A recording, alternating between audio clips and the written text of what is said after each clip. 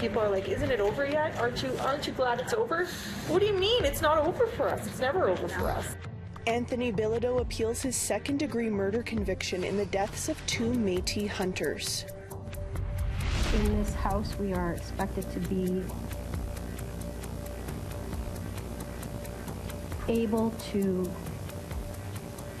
conduct ourselves in a manner that provides excellent governance for Nunavut youth. A Nunavut MLA is suspended for a second time after another code of conduct violation regarding alcohol. I'm hoping that this will open up those doors to show that I am a contender in Canada. And a Muay Thai fighter from Winnipeg wins a World Welterweight Championship.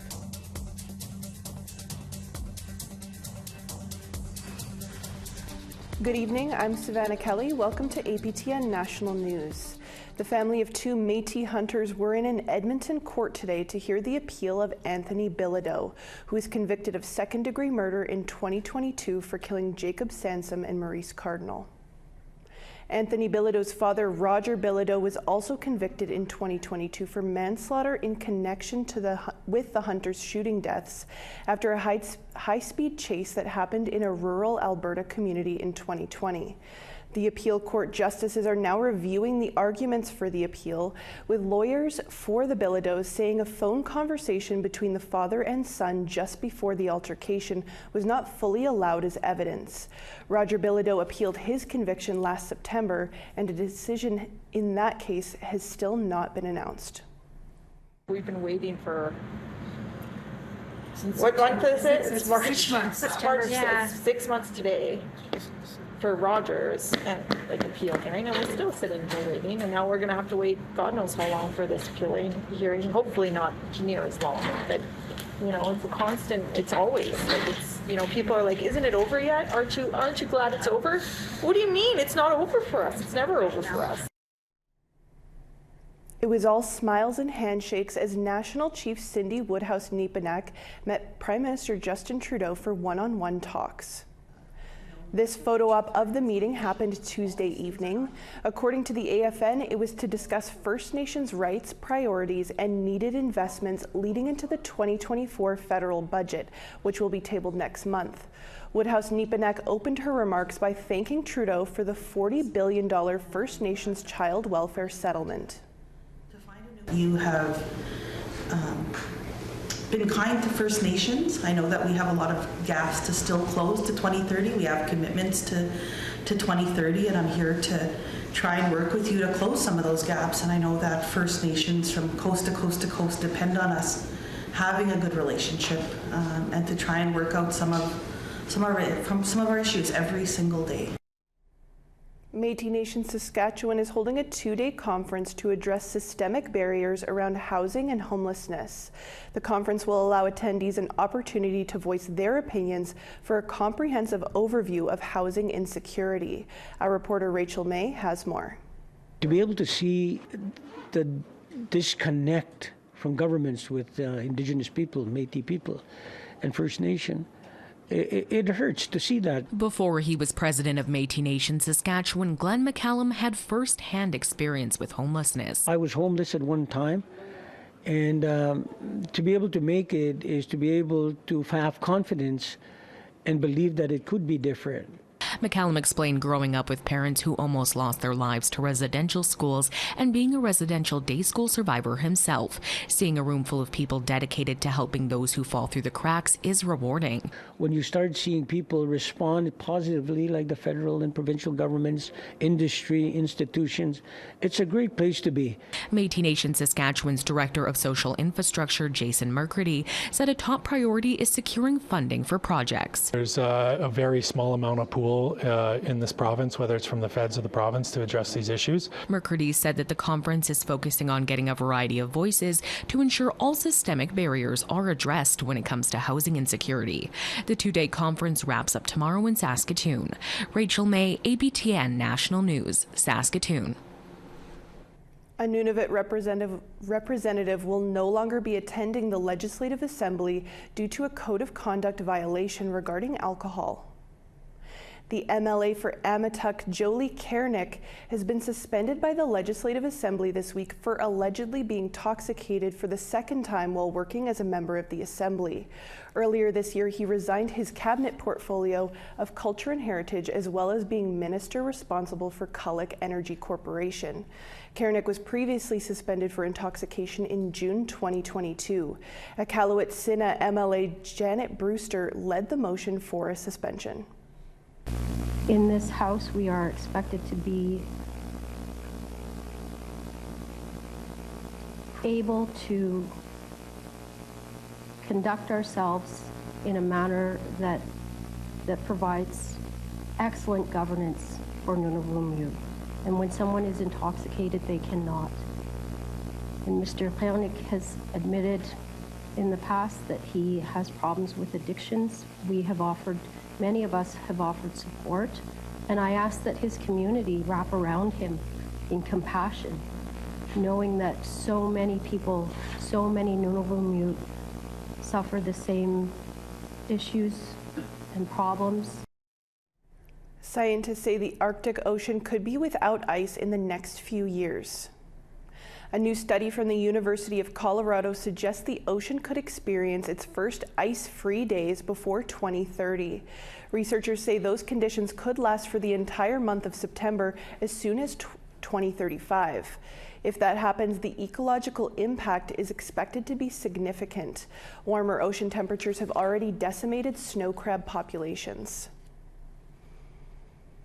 The Curl Tailings Pond spill began in May 2022 in northern Alberta.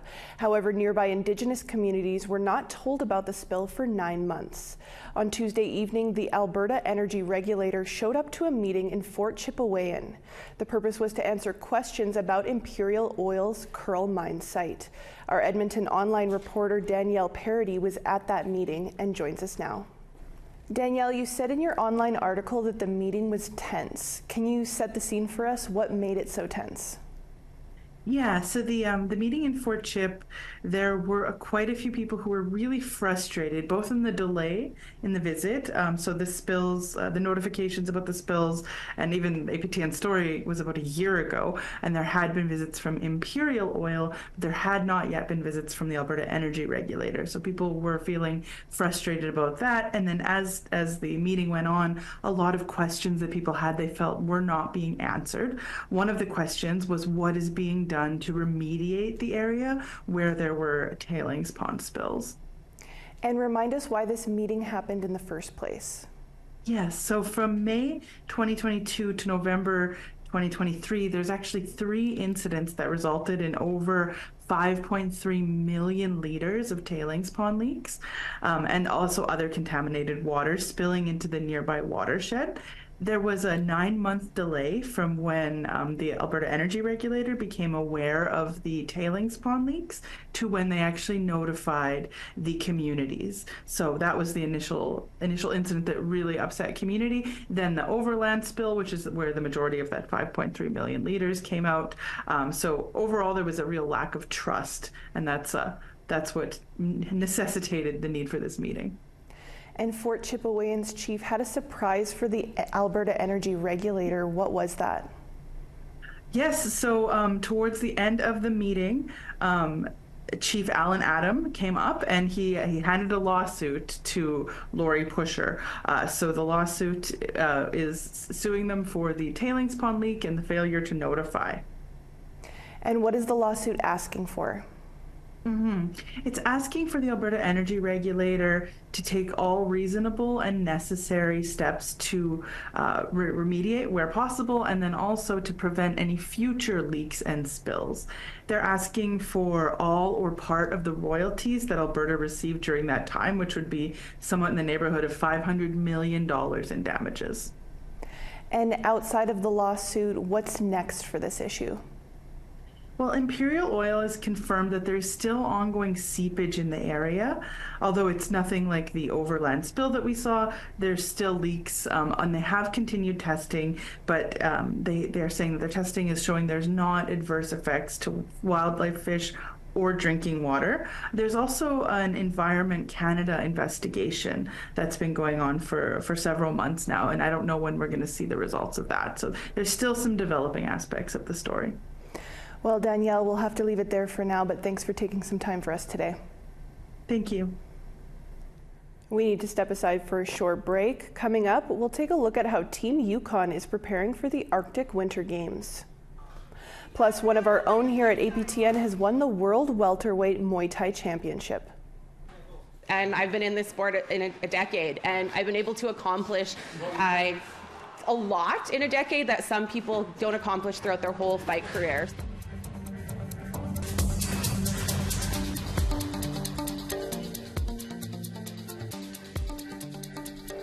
Welcome back to APTN National News. The 2024 Arctic Winter Games start this weekend. 8 teams from around the circumpolar north like Greenland, Nunavik, and Nunavut will head to Matsu, Alaska to compete across 20 different divisions. Our reporter Sarah Connors spoke with athletes from Team Yukon and how they're feeling about the upcoming games. Hello, Team Yukon! All right, that's better! In just a few days, more than 350 Yukon athletes, coaches, and other support staff will head to Matsu Valley, Alaska for the 2024 Arctic Winter Games. Friday, members of Team Yukon gathered at Whitehorse's Shipyards Park to kick the occasion off with a pep rally. There's going to be some tough competition. I know you're going to make our territory proud. Matsu Valley will not know what hit them when Team Yukon shows up. This is also a chance for you to cheer on your teammates, make new friends, have a great experience, and really experience everything that the games have to offer. The biennial games are a high-profile circumpolar sporting competition for northern and Arctic athletes, many of whom are Indigenous. That includes 18-year-old Ta'anquachin athlete Kiana Lees. Lees will be competing in the Dene Games. Today, she's practicing the snow snake, one of the 5 events included in Dene Games. It's pretty much where you just throw a stick along the ground to try and get it as far as you can, and it was used back in the day to hunt animals on the ice while they were laying down. She's most excited to meet other athletes. Like, it's a bonus if you get a medal, but it's not what it's all about. It's about all the memories that you make. Across town, 16-year-old Carson Nelson is warming up for Arctic sports.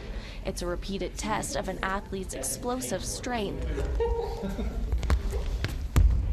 While the Bonaparte First Nation member is injured at the moment, he'll be ready to go just in time for the games. Almost every specific event in Arctic sports is like jumping, which is very different from all the other sports I do. Team Yukon leaves for Matsu on March 9th. The 2024 Arctic Winter Games take place March 10th to the 16th. Arctic Winter Games 2024! Sarah Connors, APTN National News, Whitehorse. A jab, a kick, and a win. Winnipeg Muay Thai fighter Ashley Viner shares her journey to earning a world title championship. Sav Jonesa has more. So your one would be jab, and then your knee. So what would happen is you'd bring your hand back to your face, and you'd come up straight, and you'd put this hand down. I'm learning the art of Muay Thai from Ignite Fight's newest international welterweight champion of the world. Ashley Viner has been working hard towards that triumphant title for almost a decade. I would say the first 3-4 weeks of training, you're super motivated. You're like, yeah, I'm going to run every day. I'm going to do this and I'm going to do that. And then 4 weeks in, you're tired, you're depleted, you're living off of a minimal diet. You're trying to cut weight if you have to. Muay Thai is similar to boxing, but uses fists, elbows, shins, and knees to fight. In February, Viner's years of dedication and discipline paid off. It's your winner by unanimous decision, out of the red corner,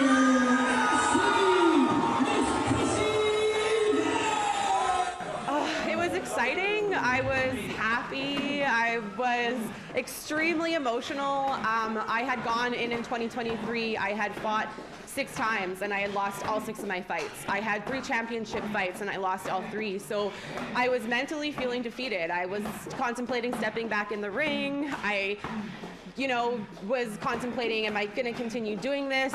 Though the Winnipeg-based fighter almost quit before her big win, a trip to where the martial art began reignited her spirit. So I had the opportunity to go train in Thailand, and I took the whole pressure of fighting out of it, and I wanted to learn the culture. I wanted to learn the history behind the training, and I came back and I feel more mentally prepared to go into the ring. It's not such a pressure I feel anymore, like I have to get in there and I have to perform a certain way. It's just getting into the ring and performing to the best of your ability. Viner, who is Black and Métis, has won multiple titles in her career so far. She's ranked #1 in Canada by the Muay Thai World Cup and has received an offer to join Team USA.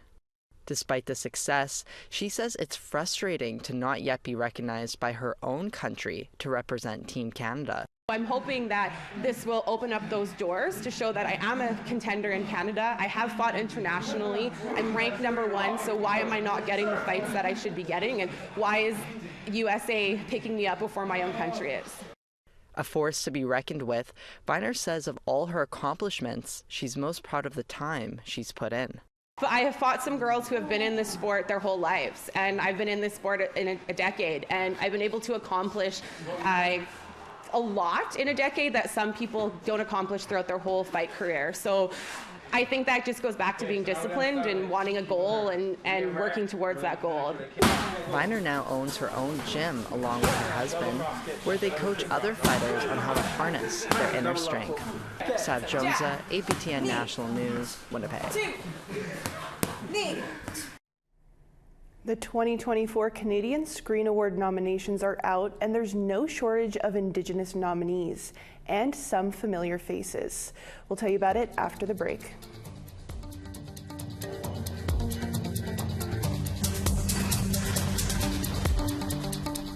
Welcome back. Time now for our photo of the day. Arnold Flett shared this photo from the historic Forks in downtown Winnipeg, showing the snowy weather picking up here in the city. Thanks for sharing that, Arnold. Be sure to send your photos to share@aptn.ca for the chance to be our next photo of the day.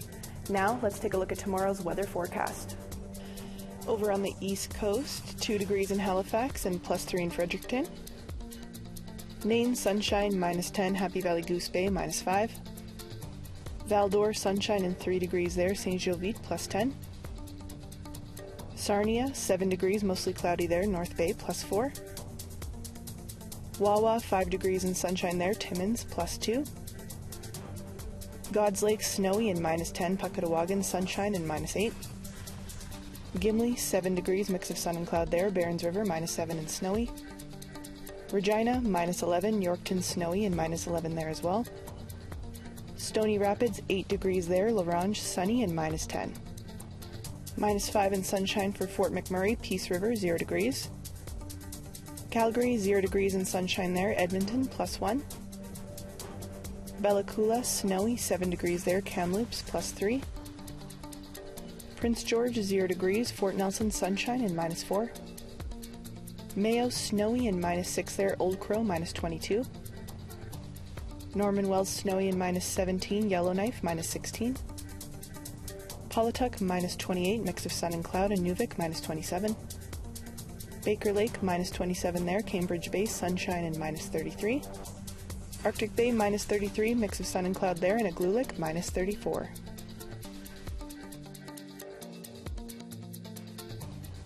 Survivors and descendants of the stolen generations came together at events around Australia to mark the 16th anniversary of the National Apology. Here's a story from our friends at NITV. In Mount Druitt in Western Sydney, a smoking ceremony kicked off the day. The whole apology is recognition and respecting our situation. So it's very important for everybody. A lot of people have a different opinion. Somebody will say it's just another day. Somebody will say, no, this is really important. So there's a variation. 16 years on, then Prime Minister Kevin Rudd's apology played on screen. This blemished chapter in our national history Elders looking back to that day. I was there. I was down there when they, when Rudd made the apology, and I cried. I cried. It was a great day. Tears come rolling down my eyes. I was so proud and so happy with that speech. Today's event hosted by Link Up New South Wales, an organisation that assists Aboriginal people who've been directly affected by past government policies. We decide once a year on February the 13th to actually, not to celebrate, because that's the wrong word, but just acknowledge what our ancestors, what our elders and what the stolen generation have been through, and we actually hold an event in Mount Druitt every year. The response, the community all coming together, gave me goosebumps. Like it's very emotional day. It does mean a lot, you know, especially to our stolen generations. Though significant, questions of what progress has been made since the apology have been raised. Just words at the moment, and it has been words for a long time. They need to do more. I think that there's so much to do, and each and every time somebody, good organisations make a step, they seem to be shoved back with lack of funding or change of ministers or what have you, re-election. So yeah, we just keep soldiering on. In Melbourne, a similar event took place. I know that for some of us it will feel like it only happened. It is so vivid in our collective memory. For others it will seem like it was so long ago, and for some it happened and nothing much has changed. And in the country's capital, calls have been made for better compensation for survivors. New South Wales, South Australia and Tasmania have all had schemes that can at best be described as ungenerous and poorly constructed, or perhaps more accurately, and remember I'm speaking for me and me only, tight-fisted and mean. And both Western Australia and Queensland have to date done nothing, as if doing nothing is an acceptable outcome. Ricky Kirby, NITV News. Huge representation for Indigenous peoples this year at the 2024 Canadian Screen Awards. Nominees were announced this morning for the CSAs, which recognize excellence in Canadian television, film, and digital media. It was a big year for APTN as well. The network received 30 nominations today. APTN National news anchor Dennis Ward received his first solo nomination for Best News Anchor National for the September 30th special event Remembering the Children. APTN Investigates was also nominated for 4 awards, including Best News or Information Series. In the film category, Hey Victor is nominated for Best Original Screenplay. Its star, co-writer, and director Cody Lightning is nominated for Best Performance in a Leading Role Comedy. TV series Acting Good is nominated for Best Ensemble Performance for a Comedy. Dominating the television category is the APTN and Crave co-production Little Bird, which focuses on the effects of the 60s scoop. It received 19 nominations, including Best Drama Series. 2 actors on the show, Darla Contois and Ellen Jade, are nominated for Best Lead Performer in a Drama Series. Contois was excited for her first nomination. It was just total disbelief and shock because just being, a small town girl from the reserve, like I was never expecting something like this. So it just feels like I just feel really grateful. It's just like when people that you don't know are rooting for you and supporting you and recognizing you, it feels really great. And that's all the time we have for your Wednesday news. I'm Savannah Kelly. Marcy Miigwech, thanks for joining us. Take care and have a great night.